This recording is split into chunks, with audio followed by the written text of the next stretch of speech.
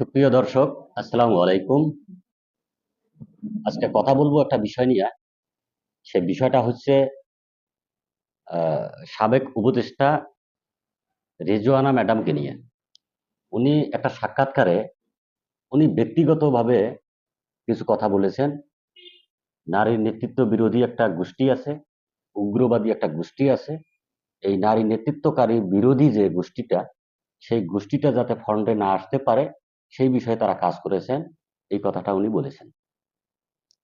ওনার এই কথাটাকে কেন্দ্র করে জামাত শিবির এবং এনসিপি তারা মনে করছে যে তাদের বিরুদ্ধে মনে হয় উপদেষ্টা পরিষদ কাজ করে তাদেরকে ক্ষমতায় আসতে দেওয়া হয় নাই।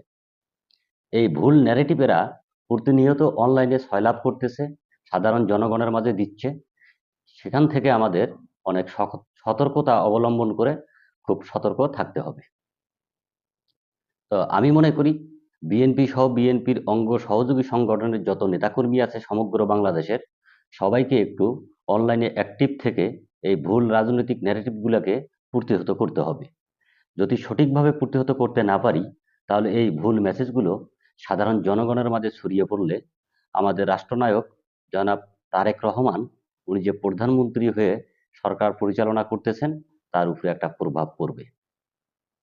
ওরা নির্বাচনকে ইঞ্জিনিয়ারিং এর মাধ্যমে যে ভুল ন্যারেটিভটা সাধারণ জনগণের মাঝে ছড়িয়ে দিচ্ছেন, এটা সাধারণ জনগণের মাঝে আস্তে আস্তে একটা প্রভাব পড়বে যে শেখ হাসিনা যেমন ভোট চুরি করে ক্ষমতায় গেছিল, মনে হয় তারেক রহমানও এইরকম কিছু করছে। এই ভুল ন্যারেটিভটা সাধারণ জনগণের মাঝে যেতে দেওয়া যাবে না বন্ধুগণ। তাই আসুন আমরা সবাই মিলে অনলাইন সামাজিক যোগাযোগ মাধ্যমে অ্যাক্টিভ থেকে ভুল রাজনৈতিক ন্যারেটিভগুলোকে প্রতিহত করি। যদি সঠিকভাবে প্রতিহত করতে না পারি, তাহলে আমাদের জন্য, আমাদের দেশের জন্য, গণতন্ত্রের জন্য হুমকি হয়ে দাঁড়াবে। ভালো থাকবেন। আসসালামু আলাইকুম।